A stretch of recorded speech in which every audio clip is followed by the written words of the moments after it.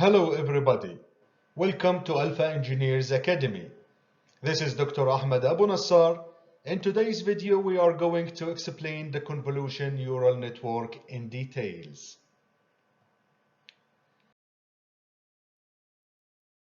What is the convolution neural network? The convolution neural network is a class of deep learning network that is specialized to deal with any data have a grid pattern, such as images and matrices. And what makes it unique and proficient, its ability to automatically detect and identify features and patterns from these images and turn them into actionable classification. The CNN consists of three main layers: the input layer, the feature detection and learning layer, and the classification layer.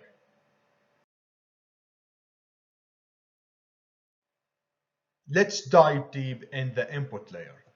The input layer represents the stage at which the input image is converted into a 2D pixel matrix. So, for example, if we have this image, the CNN is going to convert it into a 2D matrix where each number from this matrix represents a pixel from the input image. And each number varies from 0 to 255. Because the most digital image, such as JPG, PNG, store each pixel using 8-bit memory.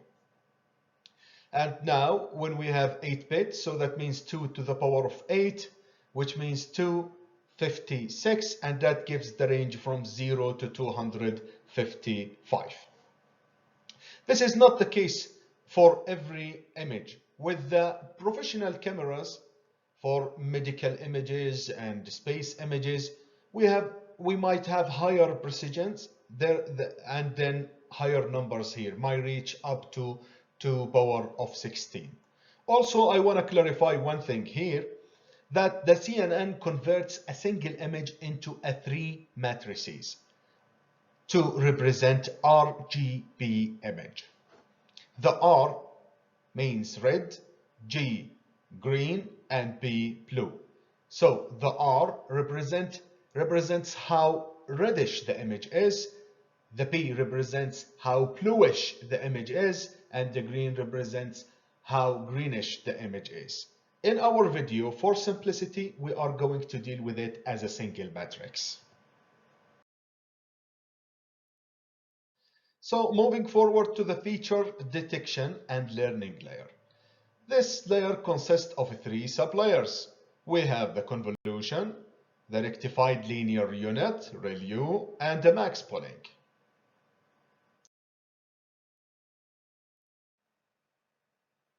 First of all, the input image will be split into patches.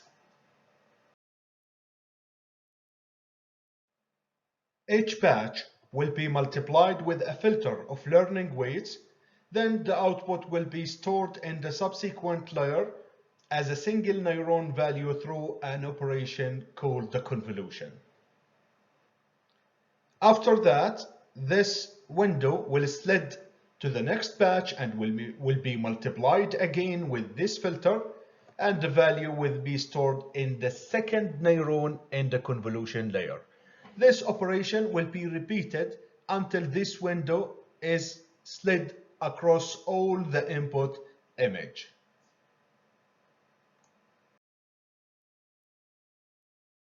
After the convolution layer, we have another layer represent an activation function called ReLU. Within this function, again, the convolution layer will be split into patches. Every single patch will pass only the positive values and turn all negative values into zeros through this function. This is to prevent the exponential growth of the neural operation and to remove irrelevant data, because higher numbers in the convolution layer represent the more important features. So the ReLU will get rid of all the negative values, so it will remove the irrelevant data, as well as it prevents the vanishing gradient problem. Moving forward, we will have the max pooling layer.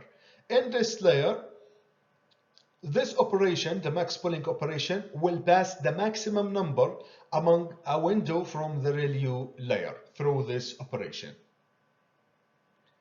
And this will be repeated all over the ReLU layer. And why is that? Think about it. We have an image which was represented with hundreds of numbers.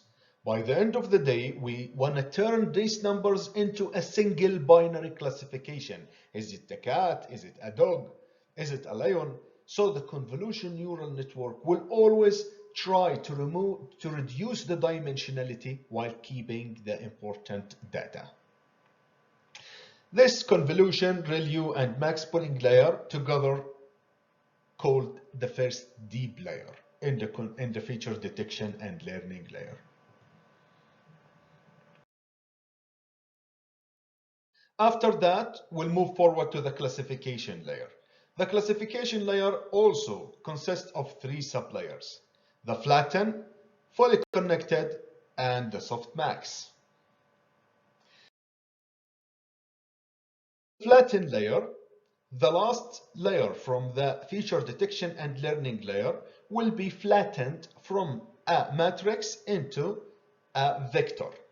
From its name, flatten, so it flattens the max pooling to a single vector. Then this vector again will be multiplied with a matrix of learning weights. Then a bias will be added to produce a vector of probabilities represented by y through the fully connected operation. So this, in the classification layer, we have a higher vision of the data, because during the feature detection and learning layer, we always split the data into patches, then multiply it with learning filter. Here, we deal with the all data as once. So it's a second level of filterization for the data to learn more from the data and to see how features are relevant to the other features within the same vector.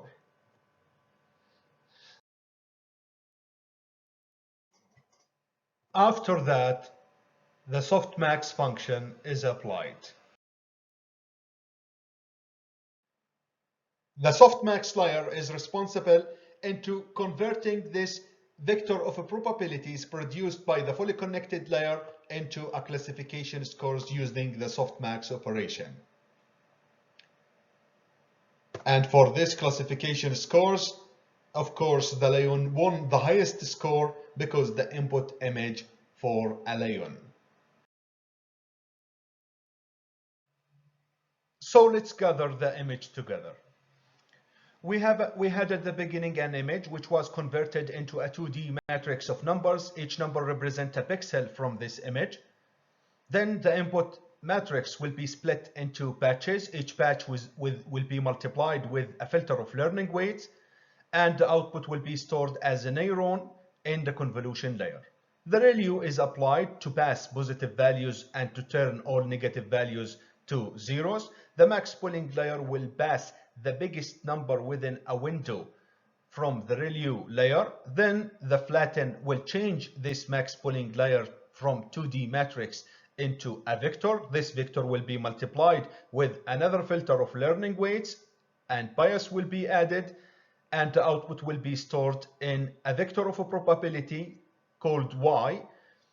And then after that, the softmax is applied to change the values from this vector of probabilities into classification scores. I want to also mention one thing about the deep layer here. Here we have a single deep layer. Each deep layer consists of convolution, ReLU, and max pooling layer. This is not the case with all pre-trained networks. For example, with the AlexNet, we have 5 deep layers. That means the operation of the convolution, ReLU, and the max pooling is repeated 5 times. And the max pooling layer from the 5th deep layer is passed to the flatten layer in the classification layer. With other pre-trained networks, we even have higher numbers of deep layers, such as the Google Net and the RustNet, and it varies from pre-trained network to another. I want to mention also another thing, that the learning weights from these filters will keep changing during the training process until the best relationship between the input image and the classification scores is observed through an operation called the backpropagation. The backpropagation is a set of mathematical equations such as the gradient descent and the chain rules, and that will be explained in future videos.